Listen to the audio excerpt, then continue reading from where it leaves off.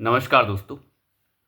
दिल्ली के अंदर राष्ट्रपति शासन लगने की बातें चल रही हैं। अतिशी मार्लिना कह रही है कि हमारे विश्वसनीय सूत्रों ने यह बताया है कि दिल्ली में बहुत जल्द राष्ट्रपति शासन लगाया जा सकता है।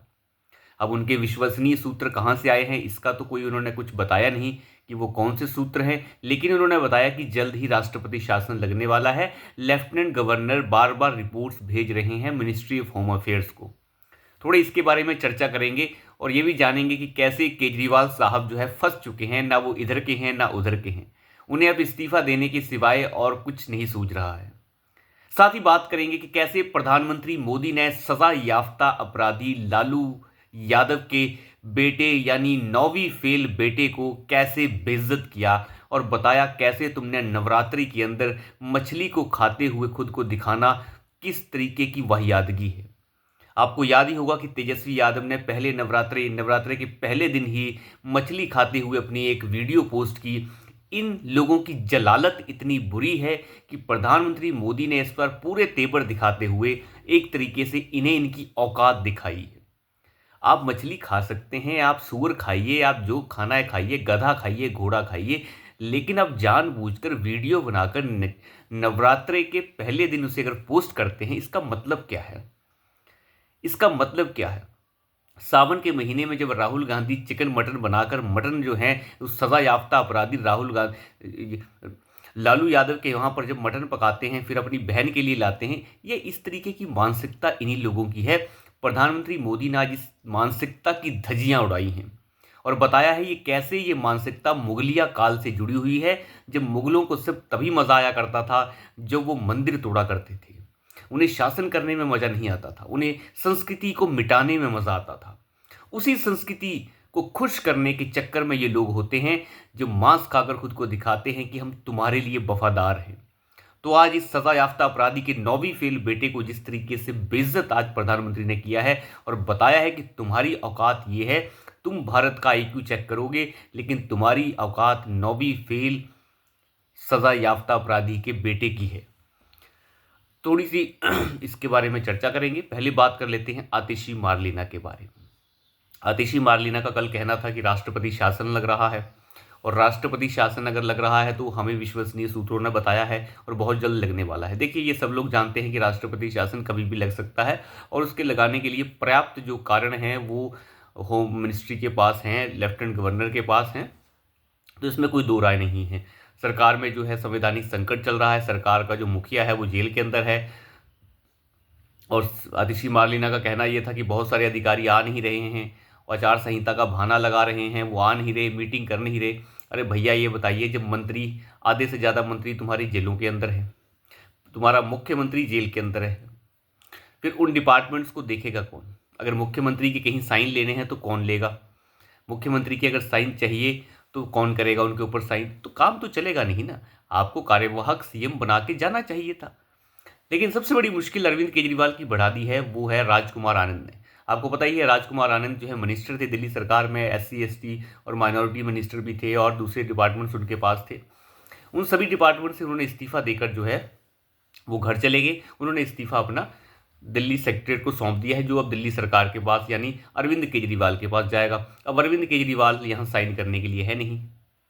अब आप अंदाज़ा लगाइए, जब अरविंद केजरीवाल साइन करने के लिए है नहीं, कोई नया मंत्री बन नहीं रहा है, तो फिलहाल आप इतना बताइए कि जो इतने सारे डिपार्टमेंट्स उनके पास 6-7 मंत्रालय थे छोटे मोटे, तो उन सभी मंत्रालय की जो फाइल्स हैं उनके ऊपर कौन साइन करेगा?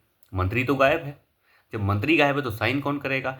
और मंत्री ने जो इस्तीफा दे रखा है उसके ऊपर साइन केजरीवाल करेंगे, वो केजरीवाल वहाँ पे है नहीं, तो कुल मिला के कौन साइन करेगा? ये सारा संवैधानिक संकट बन चुका है। केजरीवाल साहब फंस चुके हैं क्योंकि राजकुमार आनंद ने उन्हें और फंसा दिया है।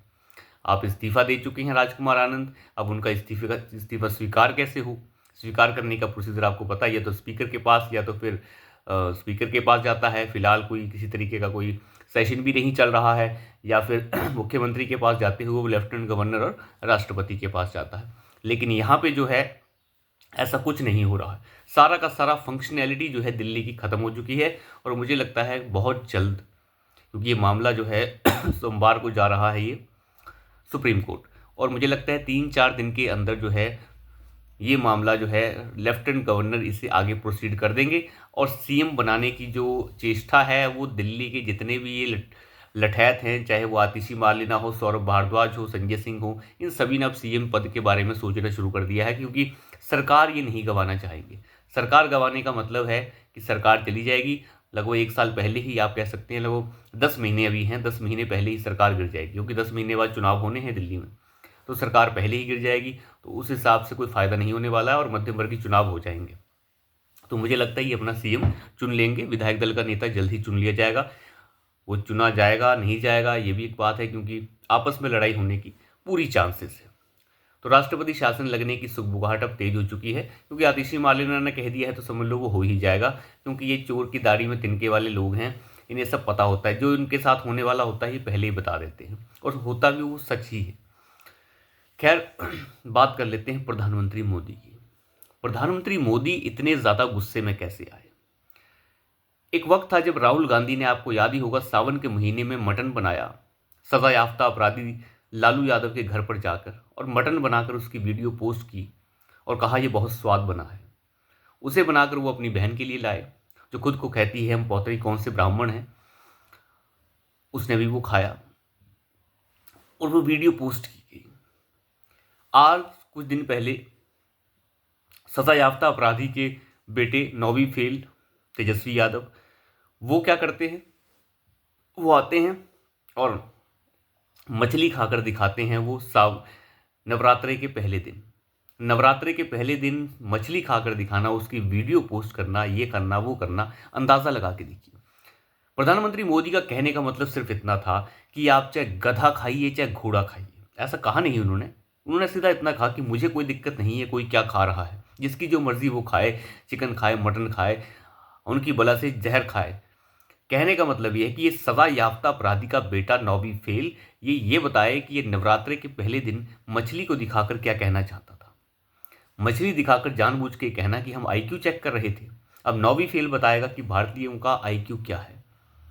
जिस देश में 100 करोड़ से ज़्यादा हिंदू रहते हों, जो नवरात्र शुरू होते ही चिकन मटन जो खाने वाले हैं वो भी उससे दूरी बना लेते हैं। हम ये नहीं कह रहे कि ना खाइए, खाइए, जो खाते हैं वो भी दूरी बना लेते हैं, क्योंकि एक इज्जत और आप कह सकते हैं धार्मिक भाव होता है मन के अंदर, माँ दुर्गा के प्रति जो लगाव है, जो श्रद्धा है वो होती है। तो उस चीज़ को दरकिनार करके पहले नवरात्रे के ऊपर किस तरीके से मछली खाकर तेजस्वी यादव ने इस सब चीज़ों को बेइज्जत किया है। प्रधानमंत्री मोदी ने तो ये साफ कहा कि आप जो मर्जी खाइए, लेकिन आपने ये नवरात्रे के पहले दिन ही क्यों किया? क्योंकि आपकी सोच मुगलिया सोच के साथ मेल खाती है। आप वही मुगलिया सोच हैं जिन्हें मंदिर तोड़कर ज़्यादा मज़ा आता था, बाकी चीज़ों में उन्हें मज़ा नहीं आता था। यानी वो संस्कृति को ठेस पहुंचाकर मज़ा लेते थे, और आप भी इसी संस्कृति को ठेस पहुंचाकर अपना वोट बैंक को खुश करने के लिए ये सब कर रहे हैं, और यही सब तो कर रहे हैं। इनका वोट बैंक भी जो है वो ज़्यादातर गंवार है, और दूसरा आपको पता है वोट बैंक जो है किस टाइप का है, वो एक ही धर्म विशेष का है। उसी वोट बैंक को खुश करने के लिए ये लगे रहते हैं, और उस वोट बैंक को उनकी ये वाली बातें बहुत पसंद आती हैं, क्योंकि उस वोट बैंक के पास विवेक की कमी है।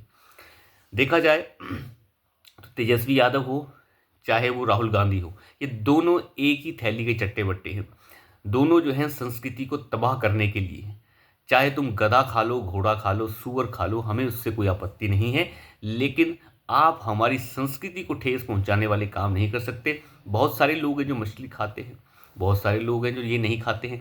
कहने का मतलब ये था कि आप जानबूझकर, आप इतने बड़े नेता हैं, आपकी तरफ से ऐसी पहल जो है ये बहुत ही निंदाजनक बात है। लेकिन इन लोगों को उस चीज़ से मतलब नहीं। लेकिन आज प्रधानमंत्री मोदी इनका गिरेबान पकड़कर पूछ रहे हैं कि अब जवाब दो। एक स्टालिन का गुंडा जो है, गुंडा बेटा उसका, वो जालसाज बेटा जो सनातन को गालियां बक रहा था, जिसके ऊपर सुप्रीम कोर्ट सुनवाई कर रहा है। खैर, सुप्रीम कोर्ट की अदालत तो ऐसी अदालत है जो लंबी चलती रहेगी, लेकिन जनता की अदालत में प्रधानमंत्री मोदी ने यह कह दिया है कि जवाब इन्हें देना होगा। तमिलनाडु में भी इन्हें जवाब देना होगा जिन्होंने सनातन को गालियां बकी हैं, और इन सभी इंडी गैंग वालों को जवाब देना होगा कि अब जवाब दो, अब जवाब क्यों नहीं दे रहे हो। और इनके पास अब जवाब होगा भी नहीं, क्योंकि ये नग्न हो चुके हैं, नंगे हो चुके हैं ये लोग। तो अभी के लिए इतना ही, धन्यवाद।